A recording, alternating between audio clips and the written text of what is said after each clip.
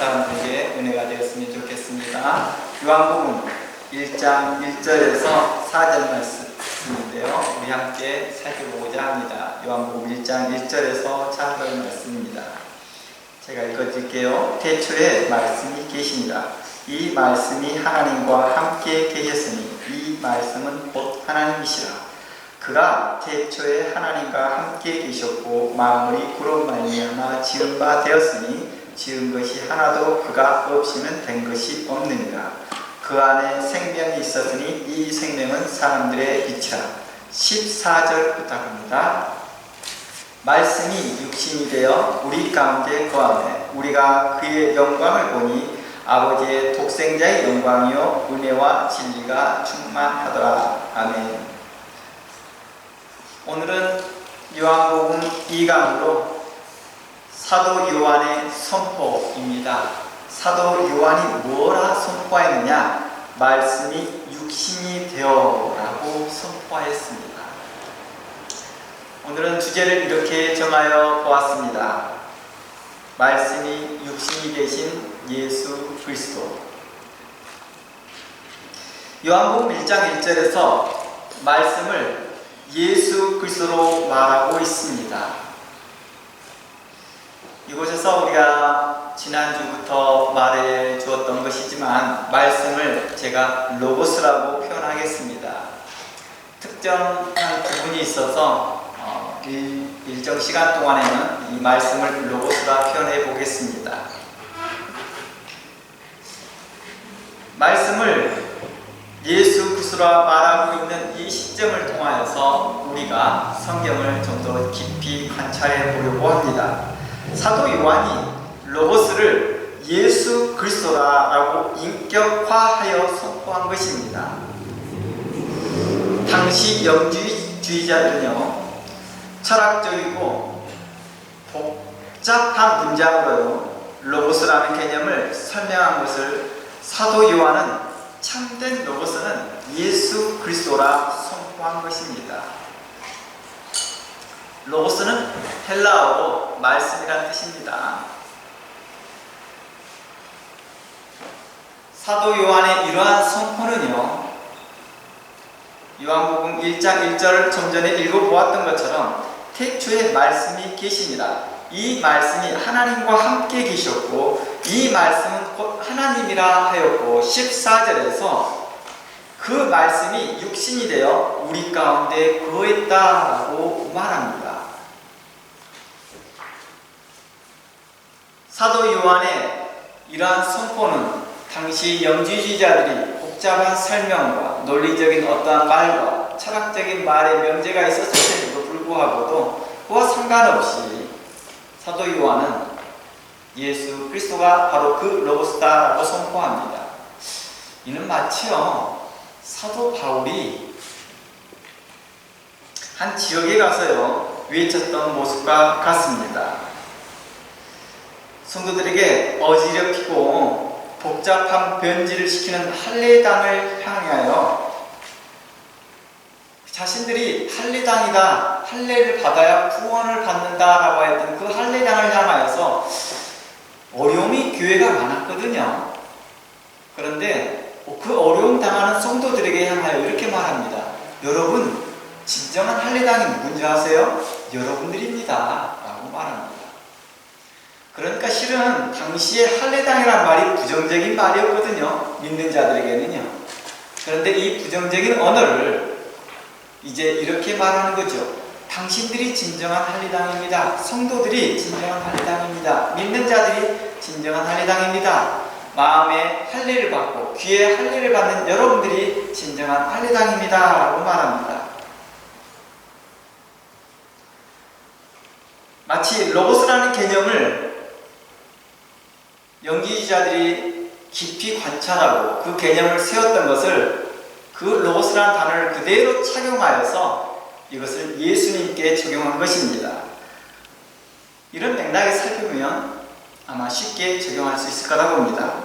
사도 요한은요 영주의자들과 당시 헬라 철학계에 있는 사람들에게 무언가의 충격적인 발언을 하고자 이렇게 말한 것도 아니었습니다.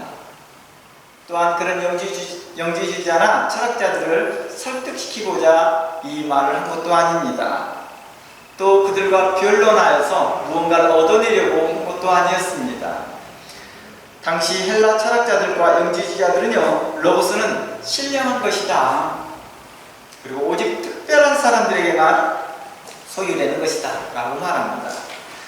로고스는 비인격적인 원리이다, 그리고 원칙이다, 변하지 않는 법칙이다, 또는 이데아, 우리나라 말로 이상적인 세계로 인도하는 매개체다라고 주장하였습니다. 이러한 영지주의자들의 말들을 사도 요한은 이렇게 말합니다. 말씀이 육신이 되었다. 로고스가 예수 그리스도다 라고 말합니다.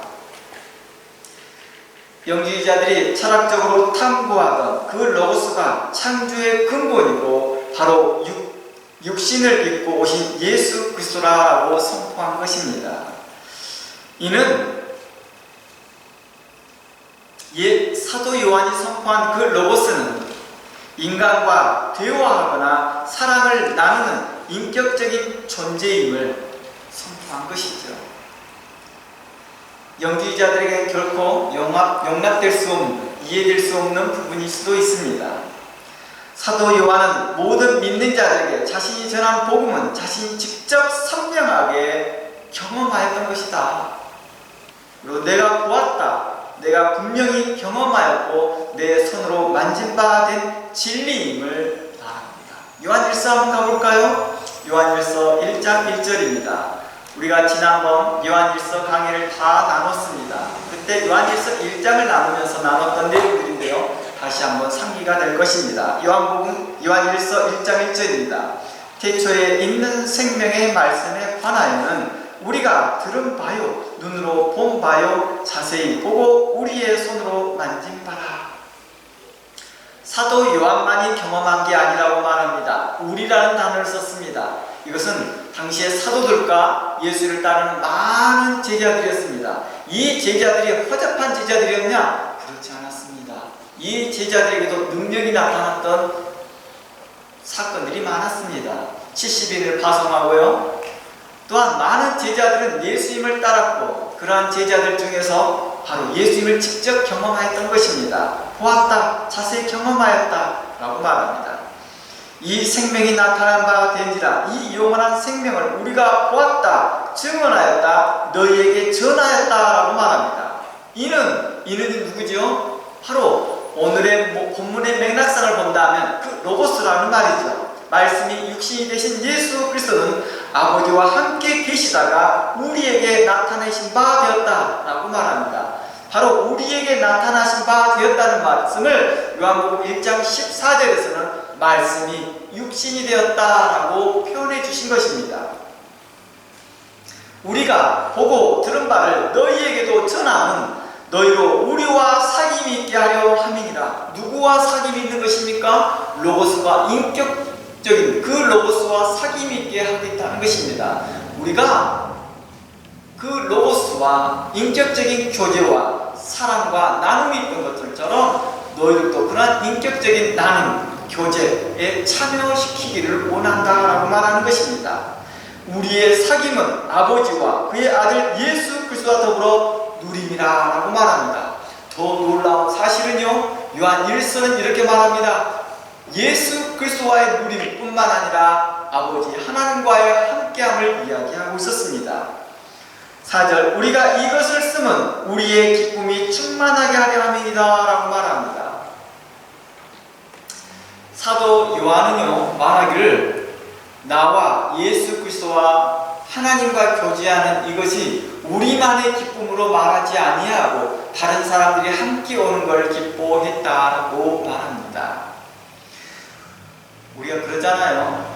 교회에서 예배 드리는데 다른 사람들이 오면 더 기쁘잖아요. 예배에도 활력이 생기고 많은 사람들이 오고 가고 할 때 이 예배 공간도 활력이 넘칩니다. 마치 사도 요한은 이런 맥락에서, 기본적인 맥락에서 말합니다. 집안에 많은 손님들이 오고 집안에 많은 사람들이 오고 가고 하는 것이 우리 안의 기쁨이다. 이런 자연스러운 표현들입니다. 이처럼 예수님은 우리에게 자연스럽게 오셔서 인격적인 관계를 가지고 계시라는 것을 말하고 있는 것입니다. 5절, 우리가 그에게서 듣고 너에게 전하는 소식은 이것이다 라고 말합니다. 우리가 그 인격적인 로고스에게 직접 들었다, 그리고 그분에게 통하여서 들었던 것을 너에게 전하고 있다라고 말합니다. 이것이 곧 하나님은 빛이시라, 그에게는 어둠이 조금도 없으시다라고 말합니다. 바로 인격적인 그 로고스를 이제 하나님이라 말합니다. 이건 요한복음 1장 1절의 말씀과 같은 말입니다. 태초에 말씀이 계시니라. 이 말씀이 하나님과 함께 계셨고 이 말씀은 곧 하나님이다 라는 말씀입니다. 영지주의자들은요, 그동안 로고스를 어떻게 이해하였고 설명했는지는 사도 요한에게 그렇게 중요하지 않았습니다. 왜냐고요? 그들은 결국 진리를 온전히 알지 못하고 추상적이고 관념적으로 말하였기 때문입니다. 그들의 믿음은 추상적인 믿음이었고, 그들의 믿음은 관념적인 믿음이었고, 그들의 지식은 추상적인 지식이었고, 그들의 지식은 관념적인 지식이었기 때문입니다. 그러나 사도 요한이 증거하는 지식과 믿음은 인격적이며 실제적이며 진리였다는 것입니다. 내가 보았다, 내가 만져보았다, 나만이 아니라 많은 증인이 함께하고 있다. 나와 함께 예수 그리스도를 만져보는 자, 예수 그리스도를 경험하였던 자들이 많다라고 말하는 것입니다. 영지주의자들은요, 자신들의 그 철학과 지식과 신념 때문에라도요, 사도 요한의 이러한 선포를 어떻게 생각할까요? 어리석게 생각합니다. 받아들이지 않습니다. 거짓이라 말합니다. 그들은 보아도 보지 못하고 들어도 듣지 못하라는 것입니다. 마태복음 13장의 말씀처럼 예수님이 이렇게 말합니다. 그들은 보기는 보아도 보지 못하며 듣기는 들어도 깨닫지 못하느니 그 이유가 무엇이냐? 바로 듣는 귀가 없더라라고 말합니다. 그들의 마음이 착하지 않더라라고 말합니다. 영지주의자들이요, 성경을 모를까요? 아닙니다. 성경을 압니다. 그들은 구약 성경을 물론 세상 철학과 종교의 책들을 탐구하고 연구하였습니다. 그리하여서 만들어진 것이 교회, 초기 신약교회에 영향을 미쳐줬던 영지주의자들이었습니다. 그들의 대표적인 사람이 니골라당이라고 표현했습니다. 그들은 결국에는 진리를 알지 못하였습니다. 처음에 진리 안에 있었다가 진리를 떠났고 진리를 배신하는 자였으며 진리에서 멀어졌던 자입니다.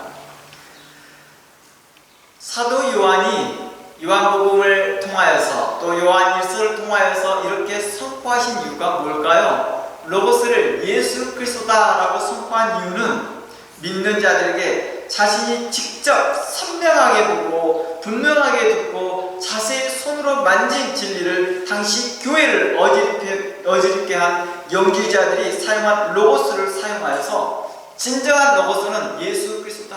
그러니 두려워하지 말라. 그들의 말들이나 그들의 지식이나 그들의 관념적인 말이나 어려운 말들을 두려워하지 말라는 것입니다. 우리 그런 거 있잖아요. 전문가들이 무슨 말을 하면 그 말을 진짜로 두려워하고 믿습니다. 요즘 들어 그러잖아요. 어느 파트에 나이가 전문가라 하면서 이런저런 정보를 주고 또 약간 겁을 주기 시작하면 이게 진짜인 줄, 진짜라고 우린 따라가려고 합니다. 바로 이러한 영지주의자들의 말들 때문에 교회가 한동안 어지러웠거든요. 시끄러웠거든요. 그러나 사도 요한은 외칩니다. 그들이 외치는 로고스가 누구냐? 예수 그리스도이다 라고 말합니다. 이는 마치 사도 바울이요 아테네에서 외치던 말과 같습니다. 아테네 아레오파고라고 해서 그곳 아테네에서 이렇게 말합니다. 너희들이 알지 못하는 신을 하나님이라 부르고 있다는 것이죠. 알지 못하는 신을 섬기고 있다. 그 신을 사도 바울이 말합니다. 소개해 줄게. 그분이 하나님이며 그분이 천지를 창조하신 분이야 라고 말합니다. 그렇게 하며 복음을 전했던 것처럼 사도 요한은 당대 지성계를 지배하였던 로고스를 그리스도라고 규결했던 것이죠. 여러분들이 철학에 탁월하고 지식이 탁월하고 다시 지성 있는 모든 사람들은 로고스 하면 사람들이 꿀뻑 죽었거든요. 사람들이 정말 좋아했거든요. 로고스가 이 단어를 너무 사랑했습니다. 그런 사람들에게 향하여서 그 로고스가 너희들에게 추상적인 로고스이고 관념적인 로고스이나 실제적으로 그분은 예수 그리스도이고 이미 우리와 함께하고 계시다. 지금도 우리와 함께 하신다라고 말한 것입니다. 사도행전 17장 한번 가보겠습니다. 그때 사도 바울이 했던 말들을 읽어보면 사도 요한이 어떤 맥락에서 말했는지를 좀 더 이해할 수 있을 거라고 봅니다. 사도행전 17장 22절입니다. 22절부터 읽어가 볼게요. 바울이 아레오바고 가운데서 서서 말하되 아덴 사람들아 너희를 보니 범사에 존귀심이 많도다. 내가 두루 다니며 너희가 위하는 것들을 보다가 알지 못하는 신에게라고 새긴 판도 보았으니 그런즉 너희가 알지 못하고 위하는 것을 내가 너희에게 알게 하리라. 이 아덴 지역이 많은 신들이 많았대요. 우상들이 많았대요. 근데 사도 바울이 그 지역을 지나가다가 보니까 각각의 이름이 다 있는 거예요. 각각의 신들의 이름이 다 있는 거예요. 그런데 딱 한 개만 그 우상에 이름이 없는 거예요. 그곳에 이름 없는 신인 거예요. 그래서 그것을 놓고 말합니다. 내가 그거에 대해서 이야기해 줄게 라고 사도 바울은 말합니다.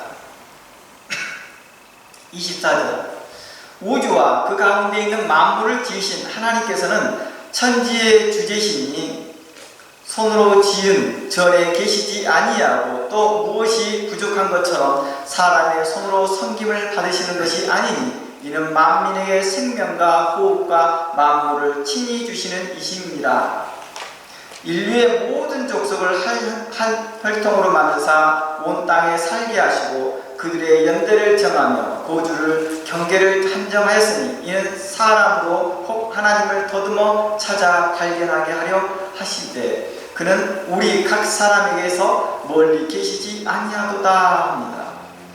27절 말씀에 보면 이렇게 말합니다. 사도 바울이 하는 것은 지금 여러 신당이 다 있습니다. 그렇게 말하면서 그 중에서 알지 못하는 신당을 향하여서 신을 향하여서 말합니다. 그분이 하나님이셔. 근데 너희들이 알지 못하는 상태에서 이렇게 했잖아. 근데 이게 왜 그런지 알아? 너희 본성 때문에 그래. 이렇게 말하는 것이죠. 그 본성이 바로 하나님께서 주신 거야. 우리로 찾아오게 하셨단다. 이렇게 말하는 것이 27절. 사람으로 혹 하나님을 더듬어 찾아 발견하게 하려 하신다. 그러니까 너희들 싹 다 잘못했어. 너희들 다 거짓이야. 이렇게 말하는 게 아니라 우리로 찾아오게 했다. 이렇게 말하는 것입니다.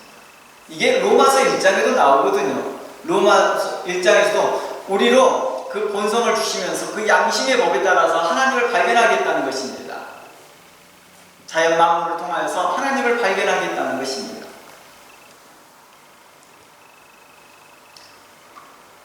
그러면서 28절 우리가 그를 힘입어 살며 기동하며 존재하느니라. 너희 시인 중 어떤 사람의 말과 같이 우리가 그의 소생이라 하니. 어때요? 이방인들도 신의 아들이라는 말을 쓴다는 거예요. 신의 아들. 그러면서 이 신의 아들이 당시엔 로마에는 누구만 있었어요? 황제에게만 사용되었던 것이죠. 특정인들에게만. 또 제사장, 그러니까 이방 제사장들에게만 사용됐던 말들을 이제 이 말들을 모든 백성에게 사용되고 있다고 말하는 것입니다. 30절 알지 못하던 시대에는 하나님이 관과하셨거니와 이제는 어디든지 사람에게 다 명하여 회개하라 하였다는 것입니다. 관과하다, 용납해 주었다는 것입니다. 이해해 주었다는 것입니다. 그러나 이제 알았으니 이제 너희들은 회개하라고 말합니다. 바로 알지 못하는 신에 대하여서 너희가 가까이 갔으나 너희가 추상적이고 관념적인 이러한 지식 가운데 있었던 것에 대하여서 회개하라라는 것이죠. 로고스에 대하여서 너희 지성주의를 발동하여서 그들이 뭐 하였습니까? 자신들이 로고스에 대해서 많이 알았다고 하였으나 그 안이 추상적이고 관념적인 지식이었던 것이죠. 그에 대하여 회개하라는 말과 같은 내용입니다. 사도 요한은 그들에게 회개하라는 말을 하지 않았으나 그 복음의 메시지의 맥락은 그렇다는 것입니다. 31절 이는 정하신 사람으로 하여금 천하를 공의로 심판할 날을 작정하시고 이에 그를 죽은 자 가운데서 다시 살리신 것을 모든 사람에게 믿을 만한 증거를 주셨음이니라. 이곳부터 예수 그리스도가 나타나기 시작합니다.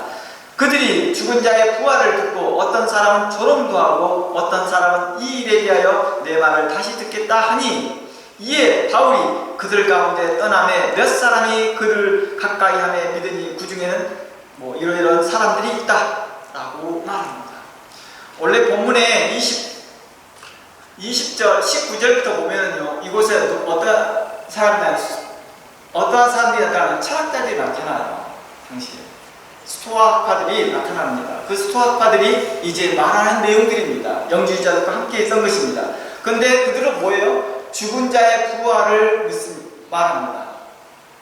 바로 신이 로고스가 죽었다 부활했음을 이야기하고 있는 거죠. 그 말에 대하여 어떤 사람들은 뭐합니까?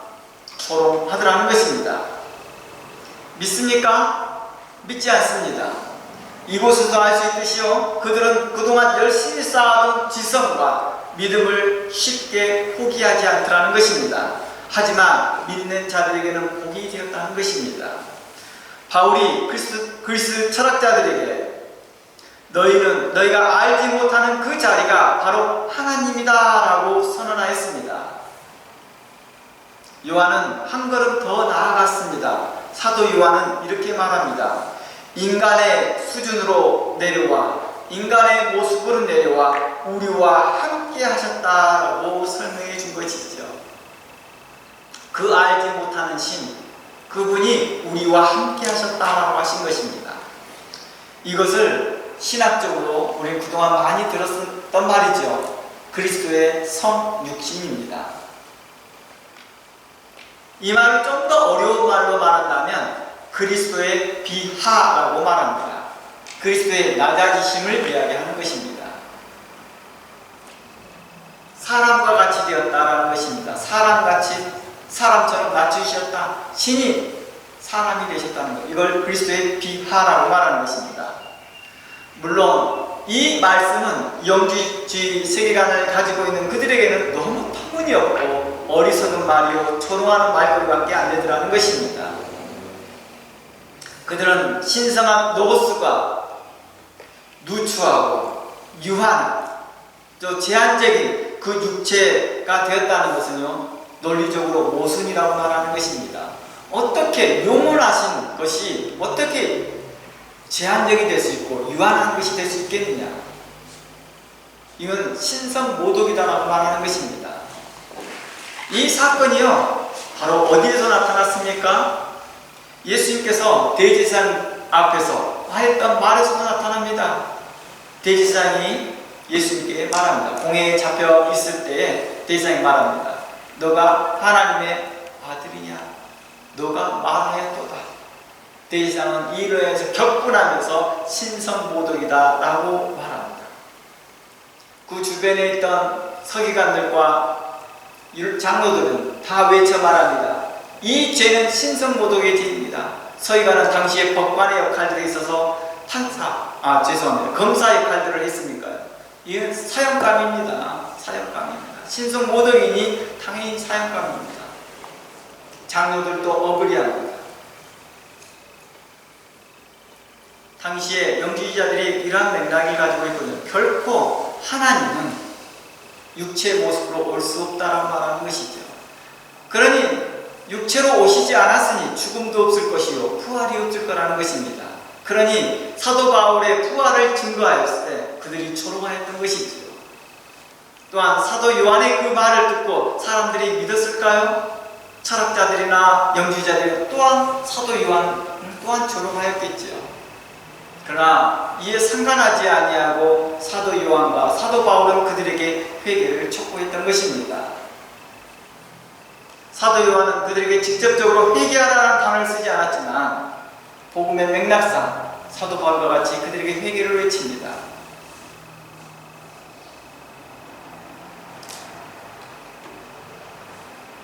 기독교의 핵심이 무엇이냐고요? 많은 사람들이 기독교의 핵심이 무엇이냐라고 말합니다. 그게 바로 그리스도의 성육신입니다. 그리스도의 비하입니다. 기독교의 핵심이 바로 예수 그리스도의 성육신, 말씀이 육신이 되는 것이 바로 기독교의 핵심입니다. 가장 거룩하고 신령한 창조의 근본이신 말씀이신 로고스이신 예수 그리스도의 성육신은 우리의 믿음의 시작이거든요. 우리의 믿음의 시작이 예수 그리스도께서 이 땅에 오심이었습니다. 말씀이 육신이 되심이었습니다. 사도 요한은요, 복잡하고 공학적이고 철학적인 문법 구조를 사용하지 않았습니다. 사도 요한은 또한 어려운 용어를 사용하지 않았습니다. 일반 언어로 우리의 믿음의 시작이신 예수 그리스도를 이렇게 표현합니다. 14절, 요한복음 1장 14절, 말씀이 육신이 되어 우리 가운데 거하십니다. 이곳에는 어려운 말이 없습니다. 쉽습니다. 제가 지난주에도 말했지만 모든 사람이 대부분 그럴 거라고 봅니다. 많은 학자들이 요한복음이 접근하기 쉬운 복음서라고 말합니다. 심플한 언어로, 간략한 언어로 명쾌하게 전달한 복음서라고 많은 학자들이 말합니다.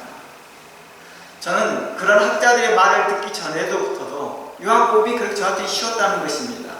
난독증이 있던 저에게도 요한복음을 접근하기 제일 쉬운 복음서로 제가 접근했던 걸 보면 여러분들에게는 이 복음서가 그렇게 어려운 복음서가 아니었을 거라 봅니다. 읽으면 정확하게 그 뜻을 뭐라고 신학자처럼 설명할 수 없지만 직관적으로 이해되는 것들이 있었다는 것입니다. 직관적으로 그 말이 귀에 쏙쏙 들어오는 것이죠. 그것을 논리적으로 설명해보라, 신학적으로 설명해보라, 아니면 설교를 해보라 하면 어려울 텐데 직관적으로 뭔지를 모르지만 내 마음에 뜨겁게 하고 내 마음을 기쁘게 되서라는 것입니다. 저나 여러분이랑 같았을 거라 봅니다. 저는 요한복음 1장을 읽을 때마다 마음이 뜨거웠던 것들처럼 여러분도 또한 그랬을 것입니다. 말씀이 육신이 되어 우리 가운데 거하시네 라는 이 문장을 읽을 때마다 여러분들이 마음이 뜨거웠을 것입니다. 태초에 말씀이 계시니라. 이 말씀이 하나님과 함께 계셨고 이 말씀이 곧 하나님이라 하는 이 말씀들이 여러분들의 마음을 뜨겁게 했을 것입니다. 기독교인들 중에서 가장 많이 암송하는 구절이 요한복음 3장 16절과 요한복음 1장 1절이라고 합니다. 물론 창세기 1장 1절도 포함시켜서.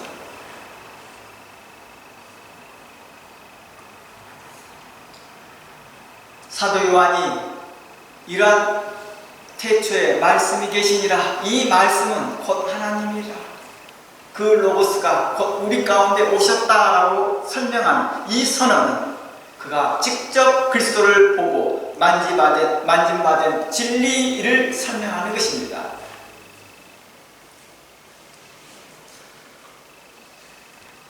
믿는 우리들에게는요, 이 말이 매우 쉽습니다. 알아듣기 쉽고 선명한 복음이었습니다. 그러나 믿지 아니하는 자들과 영주의자들과 지성을 추구하였던 자들에게는 어리석은 말이었던 것이죠. 그래서 사도 바울은 그럽니다. 헬라인들은 지식을 추구하나 나는 오직 예수 그리스도의 복음만 증거한다 라고 말합니다. 유대인들은 기적을 바라고 헬라인들은 지식을 바라나 나는 오직 예수 그리스도만 증거한다 라고 말합니다. 여기에서 헬라인들이 지식을 요구한다는 건 뭐예요? 바로 이 영주주의적 세계관을 이야기했던 것입니다. 이제 로고스란 단어를 조금 더 여러분들이 이해하기 쉽게 당시 시대적 사항들을 사복음서와 성경을 통하여서 나눠보려고 합니다. 로고스라는 단어 자체는요, 신약 시대에 매우 흔하게 사용되었던 단어입니다. 다시 말해드립니다. 신약 시대에 매우 흔하게 사용된 언어입니다. 특별한 용어가 아니라는 것입니다. 예수님께서 죽으실 때 십자가에 매달리신 그 사건이 당시에 예수님만 십자가에 매달린 유일한 사건이라고 착각할 수 있으나 예수님 오시기 전부터 많은 사람들이 십자가라는 곳에 사람들이 죽었습니다.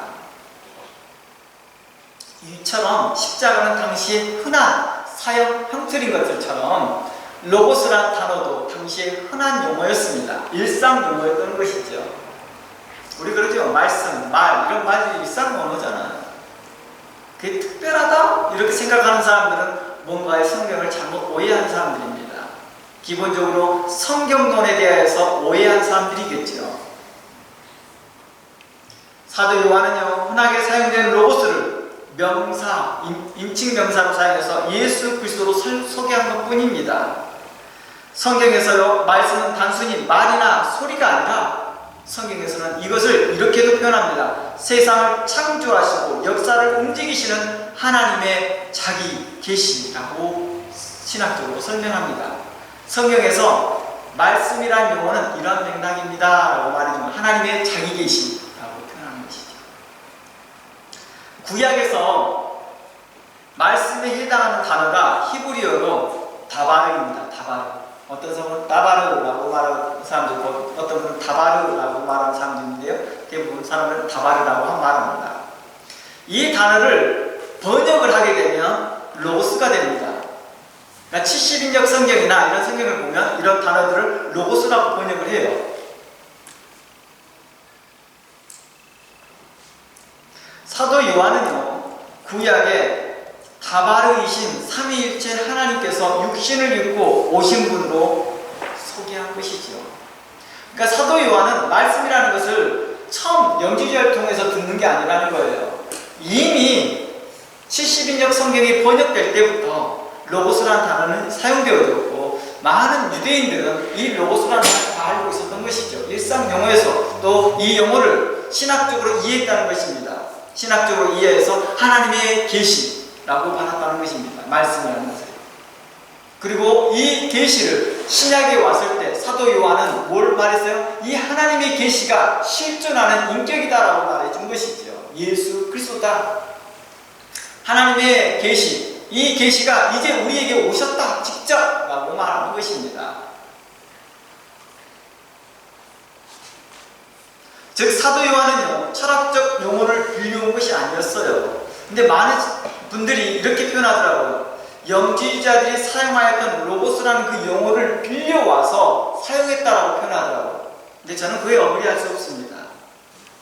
성경 역사와 기독교 역사를 계속해서 관찰해 보았고 오랫동안 저는 이 본문들을 연구하였던 결과 이건 결코 사도 요한이 영지주의자에 사용했던 용어를 빌려온 것이 아니라 오래전부터 사용하였던 언어였습니다. 로고스라는 단어가.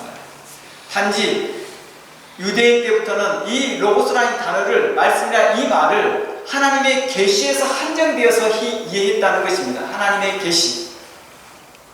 그러나 후에 사도 요한은 경험하였습니다. 그 계시가 일단 오셨네.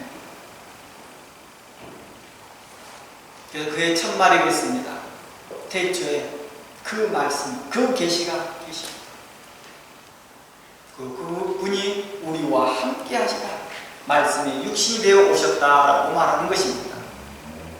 내가 그걸 경험하였다, 보았다, 경험하였다라고 말하는 것입니다. 당시 거짓된 영지주의 사상과 철학으로 해서 복잡한 말로 설명한 그 신을 설명하지만 그 결론은 뭐였습니까? 영지주의자들은요, 알지 못하는 신의 수준이었다는 것입니다. 결국은 알지 못하는 신의 수준이었습니다. 그러나 사도 요한은 이렇게 말합니다. 그분 예수 그리스도야. 사도 바울이 분명한 말로 천지를 창조하신 하나님과 부활하신 예수 그리스도를 설명했던 것들처럼 바로 사도 요한 그 알지 못하는 그 신에 대하여서 영지주의자들이 말하는 그 로고스를 설명해 주었습니다. 분명한 선으로. 철학적인 용어가 아니라 일반적인 언어였던 것이죠. 일반적인 언어, 말씀, 로고스였던 것입니다. 뭐 우리가 지금 현재 듣기로는 로고스라는 단어가 굉장히 특별한 용어처럼 보이고 다바라는 말이 특별한 용어처럼 보이지만 실상 그렇지 않습니다. 당시 흔하게 쓰는 용어라는 것입니다. 우리 그렇잖아요. 이 뉴질랜드에서 살면서도 그렇잖아요. 우리가 영어로 쓰는 표현들이 많은데 그런 표현들이 우리에게 특별하다고 생각하지 않습니다. 일상 용어로 쓰는 거죠. 이와 같습니다. 공간복음에서요, 로고스라는 단어가 많이 사용됩니다. 사도 요한처럼 직접적으로 예수 그리스도를 지칭하는 고유 명사로 사용한 곳은 없지만요, 문맥과 맥락에서 예수님을 지칭하는 경우가 많습니다. 그러니까 사도 요한만큼 로고스를 예수님께 직접 연결해서 고유 명사로 사용하는 사례는 좀 유일하다고 보는 것이죠. 요한복음과 요한일서가 같은 분이 쓰셨습니다. 그렇다고 사도 요한이 1장에서 로고스를 예수 그리스도로 지칭하는 그 고유 명사로 사용했다고 해서요, 신약 성경에 나오는 모든 로고스라는 단어를 요한복음 1장의 기준하에서 그리스도께 기교하는 것은 맞을까요? 그렇지 않습니다. 이것은 문맥을 파괴하는, 또 맥락을 파괴하는 위험한 해석이 될 수도 있습니다. 자칫 말입니다. 분명코 공간복음, 마태, 마가, 누가복음서에서는 로고스라는 단어가 쓰일 때 간접적으로는 예수 그리스도께 연결되어지고 해석을 연결을 해보면 할 수는 있지만, 그렇다고 해서 직접적으로 연결해서 해석하는 것은 위험한 발상이라는 것입니다. 그리고 상당히 많은 부분들에 있어서는 그렇지 않다는 것입니다. 일반 언어로 쓰이고 있습니다. 로고스라는 단어가 해석되어지고 있다는 것입니다. 그러나 이것을 무시한 채로 요한복음 1장에서 예수 그리스도를 로고스를 예수님을 했으니까 다른 모든 단어, 신약 성경에 나오는 모든 로고스라는 단어를 예수 그리스도께 접목시켜서 해석하고 있다 한다면 뭐 이런 거의 신천지에서 말하는 단어 짝 맞추기와 별반 차이가 없는 것이죠. 성경에서 로고스라는 이 뜻은요, 말이라는 뜻입니다. 또는 이야기, 교훈, 하나님의 말씀이라는 말로 번역됩니다. 사도 바울도요, 그의 서신서에서 보면 로고스라는 단어를 자주 사용해요. 굉장히 많이 사용해요, 로고스라는 단어를. 하지만 그는 이 단어를 예수님께 직접 연결하는 경우보다는요, 주로 복음 전파라는 내용이나 논리적인 설명이라는 맥락에서 많이 씁니다. 한번 볼까요? 고린도전서 1장 18절이라고 합니다. 물론 그렇게 단어진 로고스라는 단어를 예수 그리스도로 연결해서 해석할 수 있는 그 해석의 가능성은 많습니다. 가능성이 있으나 맥락을 한번 보자는 것입니다. 고린도전서 1장 18절입니다. 볼게요. 십자가의 도가 멸망하는 자들에게는 미련한 것이요 라고 나있습니다. 여기에서 십자가의 도 할 때 이 도라는 단어가 로고스라는 단어입니다. 그래서 이곳에서 십자가의 로고스가 여기 말하여서 이건 예수 그리스도다 이렇게 하면서 연결을 하면 말은 연결을 할 수는 있겠지만 자칫 본문의 맥락을 벗어나갈 수도 있다는 것입니다. 참고로 제가 여러분들에게 말씀을 전에도 드렸지만 제가 헬라어를 오랫동안 연구했던 사람이라고 말했습니다. 신학교에서도 3년간 헬라어를 가르쳤고요. 그리고 헬라어로 성경을 번역도 해보았던 사람으로 한해서 이야기하는 것입니다. 그런 관점에서 제가 로고스라는 단어를 사용하고 있습니다. 그러니 이 본문을 볼 때 맥락을 벗어난다, 같은 로고스라는 단어를 그리스도께 연결해서 해석하는 것은 위험한 발상이다라고 말했습니다. 골로새서 한번 가봅니다. 골로새 3장 16절입니다. 그리스도의 말씀이 너희 속에 풍성히 거하며, 여기서 그리스도의 말씀이 로고스입니다. 그러면 이렇게 나오죠. 로고스가 그리스도라면 앞에 있는 그리스도는 누구예요? 이상하게 되겠죠, 말이요. 그리스도의 그리스도가 되는 거예요. 무슨 말인지 알겠죠? 이곳에서는 말하는 말을 표현할 때 뭐예요? 로고스는 그냥 말씀인 거예요. 교훈인 거예요. 계시인 거예요. 예수 그리스도의 계시다 이 말인 거예요. 예수 그리스도의 말씀, 예수 그리스도의 교훈이다라는 뜻이죠. 여기서 말하는 로고스는요. 사도 바울은 예수님을 표현할 때 로고스 대신요, 예수님을 사도 요한처럼 명사를 예수 그리스도로 연결시켜서 말하잖아요. 이처럼 사도 바울도 명사를 예수님께 적용시켜서 말하는 표현들이 많습니다. 근데 로고스라는 단어를 쓰지 않고요, 다른 단어를 씁니다. 대신 하나님의 형상, 하나님의 지혜 또는 하나님의 비밀이라고 표현합니다. 누구를요? 예수 그리스도를요. 예수 그리스도는 하나님의 형상입니다, 하나님의 지혜입니다, 하나님의 비밀입니다 라고 표현하는 것이죠. 히브리서 4장 12절 한번 가봅니다. 히브리서 4장 12절 말씀에 하나님의 말씀은 살아있고 활력이 있어, 여기에서 로고스라는 단어가 나오죠. 하나님의 말씀. 이곳에서는 조금 이렇게 볼 수 있습니다. 하나님의 말씀, 이것은 그리스도라고 해석할 가능성이 있습니다. 그렇죠. 그러나 일반적으로는 하나님의 교훈, 하나님의 계시라고 많이들 해석합니다. 그래야 하나님의 말씀을 이렇게 할 수 있잖아요. 하나님의 말씀을 로고스, 예수 그리스도로 말하면 예수님은 살아있다, 활력이 있다 이렇게 할 수 있잖아요. 근데 이게 이런 식으로 해석을 하다 보면 어거지 해석이 나올 수 있다면 문맥을 파괴하기도 한다는 것입니다. 그러니까 자연스러운 해석, 하나님의 말씀, 하나님의 교훈, 하나님의 계시라고 하는 표현들이 우리에게 훨씬 더 쉽게 와닿고 이해하기 쉬운 거라는 것입니다. 이해됐죠? 그래서 잘못된 해석적인 방법 중에 한 가지가 이렇게 짜맞추기식 단어와 단어를 연결하는 것은 매우 위험한 해석이라는 것입니다. 다시 이제 설교 본론도 원래 내용으로 들어가 봅니다. 요한복음에서 서론에서요, 로고스는 예수 그리스도를 지칭하는 강렬한 신학적 용어로 쓰이지만 1절부터 14절까지만 사용돼요. 실은요. 1절에서 14절까지만 로고스를 예수 그리스도께 사용되는 신학적 용어로 쓰이는 것입니다. 제한적으로. 그리고 사도 요한이 그 이후로부터는 어떻게 해요? 본문에서 많은 로고스를 사용하지만요, 일반적으로 사용합니다. 그냥 말, 가르침, 소문 이런 뜻으로 사용해요. 그러니까 사도 요한도 앞에서 로고스는 말씀이다라고 했지만 실질적으로 1절부터 14절까지만 그렇게 신학적으로 잘 정의해놓고 그 이후부터는 로고스라는 단어를 일반 언어로 쓰이고 있습니다. 요한복음 5장 24절 가볼게요. 요한복음 5장 24절입니다.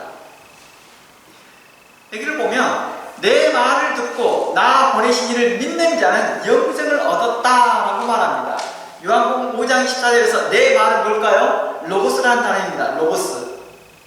그러니까 예수님께서 예수님의 로고스라는 것이 되겠죠. 근데 여기서 로고스를 해석하면 돼요, 안 돼요? 예수님으로 해석하면 안 되겠죠. 그냥 예수님의 교훈, 예수님의 가르치심, 예수님의 복음, 예수님의 메시지 이렇게 해석해야 맞잖아요.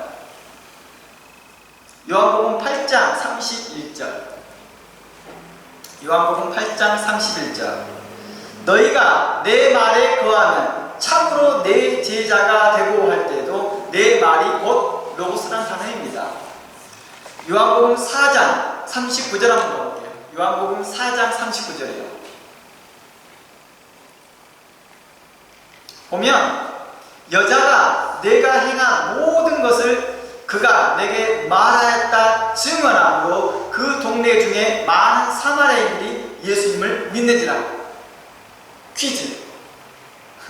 이곳에서 로고스라는 단어가 어디에 있을까요? 여자가 내가 행한 모든 것을 그가 내게 말하였다 증언함으로 그 동네 중에 많은 사마리아인들이 예수를 믿는지라. 이곳에서 로고스라는 단어는 어디 있을까요? 바로 증언이라는 단어입니다. 여자가 증언했다는 것이죠. 그러니까 맥락상 무슨 말이에요? 여자의 말 때문에 라는 거죠. 여자의 말 때문에 동네 사람들, 많은 사람들이 예수님을 믿었다라는 말이잖아요. 그렇죠?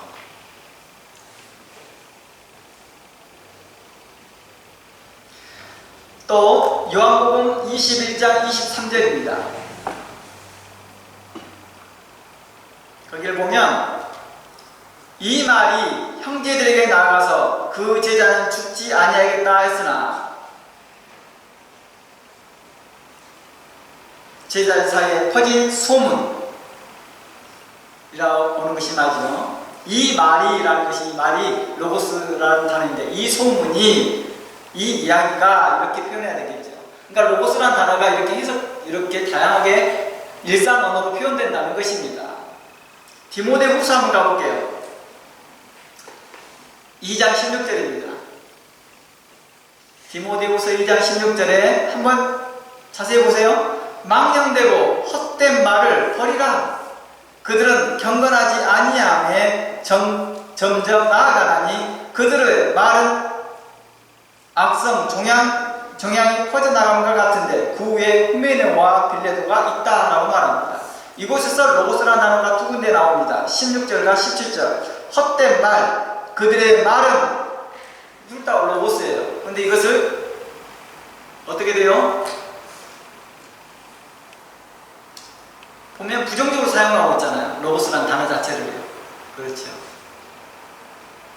즉 사도 요한은 철학적 용어를 빌려온 것이 아니라 당시의 일상 용어인 헬라어를 사용하고 있는 것이죠. 그리고 사도 요한은 익숙합니다. 헬라어를 사용하는 것이요.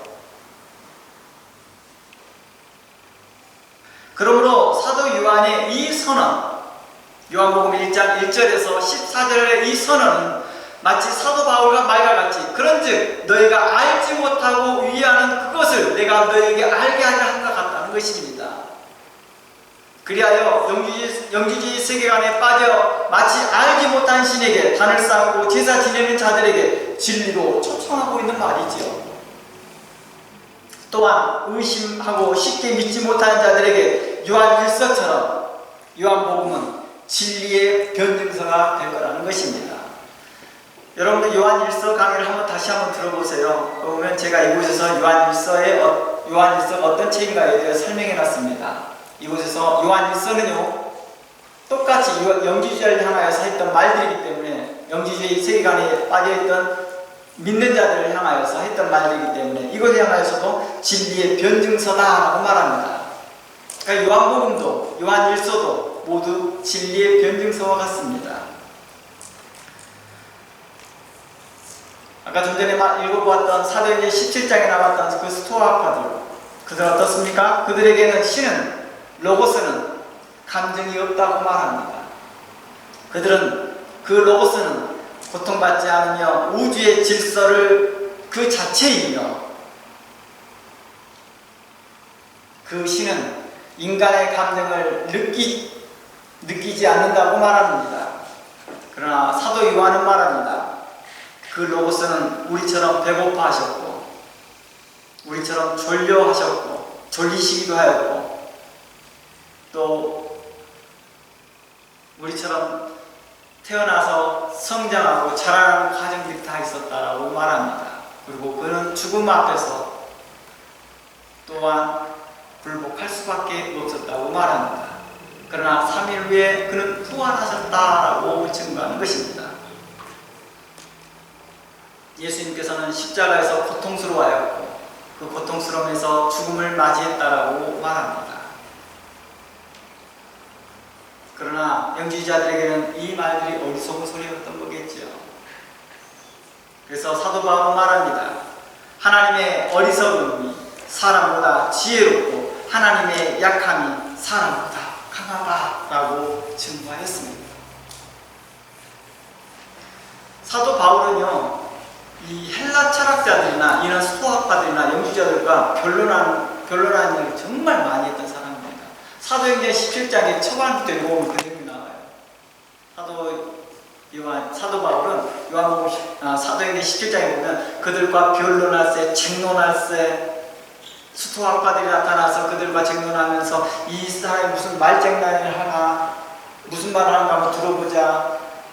이 사람이 어떤 다른 신을 또 소개하려나 보다. 이런 상황이었던 거예요. 그러다가 사도 바울이 너희들 보니까 알지 못한 신 하나 있네? 내가 그 신에 대해 설명해 줄게 라고 하는 것이 바로 사도행전 17장의 내용입니다. 그게 아덴에서 있던 일입니다. 그러니 사도 바울이 썼던 그 서신서의 맥락들을 보면 그가 영지주자들에서 어떤 맥락으로 말하고 있는지를 발견할 수 있다는 것입니다. 헬라인들은 지식을 좋아하는구나.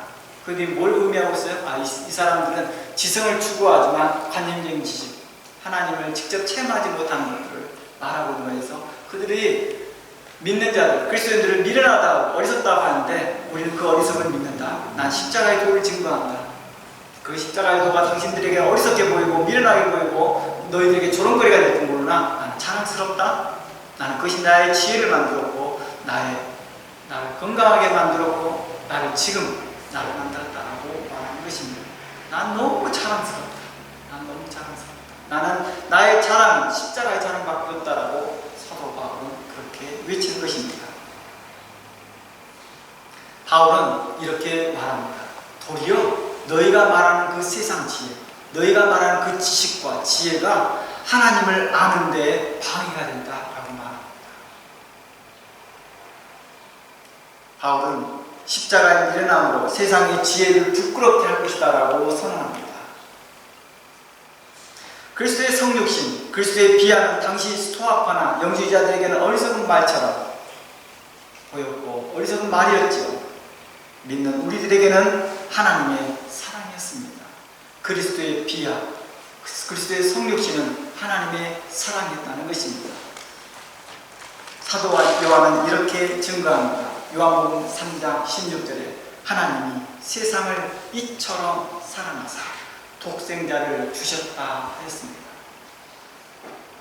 이 독생자를 주셨다라는 이 말 안에는 바로 예수 그리스도의 성육신을 이야기합니다.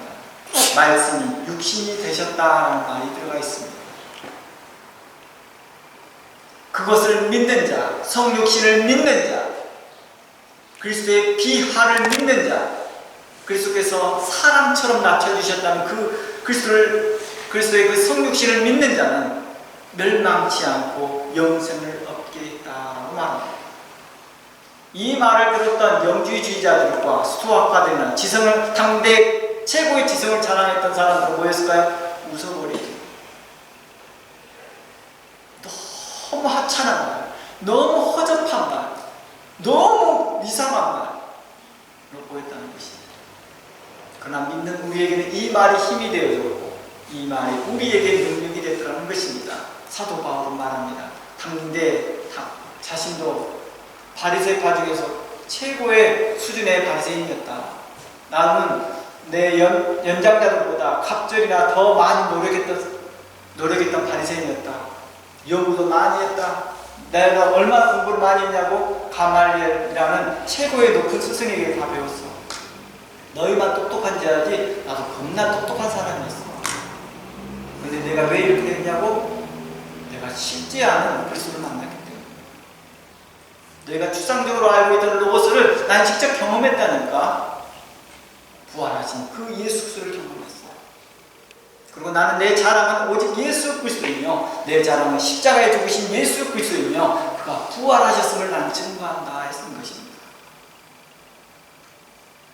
그러며 그를 믿는 자들에게는 영생이 있음을 요한복음은 설명하였고 사도 요한도 말합니다. 구원을 얻을지다.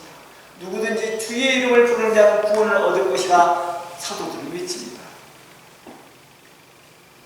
17절 하나님이 그 아들을 세상에 보내신 것은 세상을 심판하라 하심이 아니오 그로 말미암아 세상을 구원하라 하심이니라.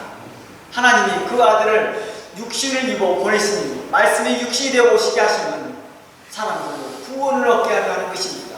관념적인 철학, 관념적인 믿음, 관념적인 지식에 있어서 그것을 따라가지 못하는 많은 백성들 구원하고자 했다는 것입니다.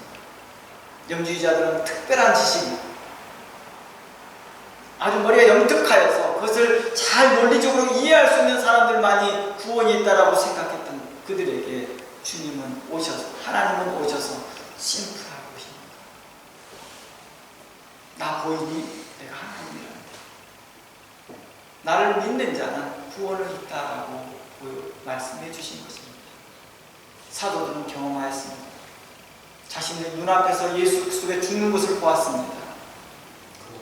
또 놀라운 경험합니다. 그분이 살아나셔서 자신들을 다시 위로하시고 격려하시고 다시 세우는 것을 보았던 것이죠.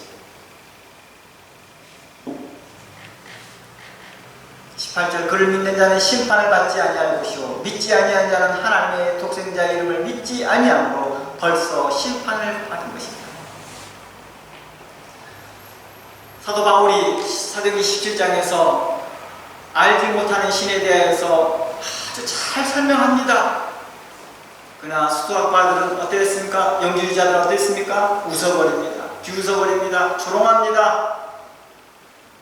사도 요한은 이 일에 대해 이렇게 말합니다. 벌써 그들에게 심판이 있도다. 19절 정죄는 이것이니 빛이 세상에 왔을 때 사람들이 자기 행위가 악함으로 빛보다 어둠을 더 사랑하는 것이다. 행위가 악하다는 것은 뭡니까? 이 말의 맥락에서 요한복음의 기준에서 본다면 바로 말씀이 육신이 되는 것을 믿지 않는 자들이겠죠.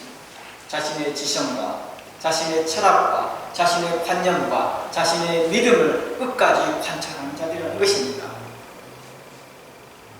사도 요한은요, 복잡한 철학으로 미로 속에 갇혀있는 사람들에게 이렇게 말합니다.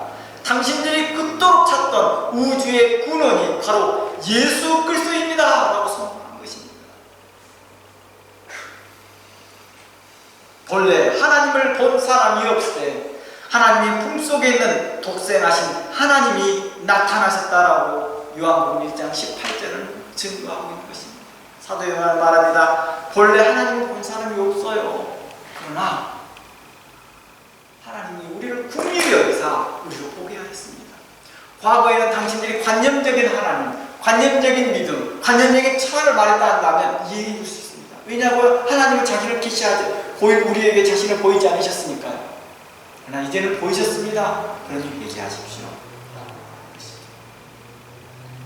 예수 그리스도가 오시기 전에는 하나님께서는 우리에게 본성으로 하나님을 찾아가게끔 하였습니다.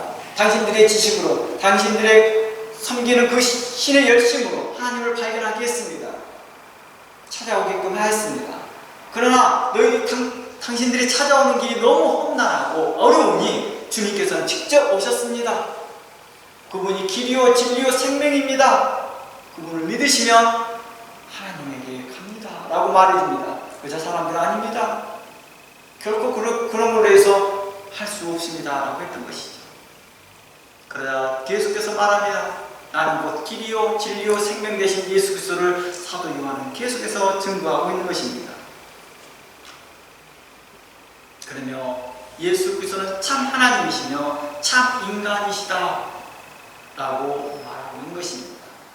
이게 바로 기독교의 기초이며 기독교의 믿음의 시작이라는 것입니다. 예수 그리스도는 참 하나님이시며 참 인간이시며 예수 그리스도의 성육신을 믿는 것이 우리 기독교의 믿음의 시작이라는 것입니다. 영주의자들이 어떻게 거룩한 신이 추한 육체를 입었느냐 하며 가연선 예수께서 인간처럼 보였을 뿐이다라고 주장하였을 때 요한은 말씀이 육신이 되었다라고 선언했던 것입니다. 알지 못하는 신을 간념의 신이 아닌 실제 역사 속에서 인격적으로 우리와 함께 하신 하나님을 우리에게 소개한 복음서가 바로 요한복음서입니다. 물론 사복음서를 다 포함하여서 말합니다. 모든 서신서들 바로 그것을 이야기하고 있는 것입니다. 실제 역사 속에서 인격적으로 우리와 함께 하신 하나님을 소개하는 복음서가 사복음서 또한 신약 성경이라고 말할 수 있을 것입니다. 사도 요한이 증가하는 이 복음은, 요한복음은 오늘날에도 복잡하고 난해하고 알기 어려운 세대에 분명한 길과 진리를 제시하고 있습니다. 예수 그리스도는 영원전부터 하나님 아버지와 함께 계셨고 만물을 창조하시고 우리를 위해 참 인간으로 오시고 우리 죄를 위하여 십자가에 죽으시고 부활하신 참 하나님이십니다. 그분을 믿는 자들에게 구원과 생명이 있습니다. 우리가 매주마다 또 시간대마다 하는 그 고백, 신앙 고백, 사도신경, 이것을 우리에게 말하고 있습니다. 사도신경의 바로 고백하는 자들에게 이러한 은혜, 생명의 은혜가 있는 것입니다. 예수 그리스도를 인정하는 자들만이 오직 사도신경을 할 수 있었던 것입니다. 전능하사 천지를 만드신 하나님 아버지를 내가 믿사오며 그 외아들 우리 주 예수 그리스도를 믿사오니 이는 성령으로 잉태하사 동정녀 마리아에게 나시고 본디오 빌라도에게 고난을 받사 십자가에 못 박혀 죽으시고 장사된 지 사흘 만에 죽은 자 가운데서 다시 살아나시며 하늘에 오르사 전능하신 하나님 우편에 앉아 계시다가 저희로서 산자와 죽은 자를 심판하러 오시리라. 성령을 믿사오며 거룩한 공예와 성도가 서로 교통하는 것과 죄를 사하여 주시는 것과 몸이 다시 사는 것과 영원히 사는 것을 믿사옵나이다. 아멘. 이 고백을 하는 자들에게 하나님의 평강이 함께할 것입니다. 다 함께 기도합니다. 하나님 감사합니다. 지금까지 우리를 도우신 하나님께 감사합니다.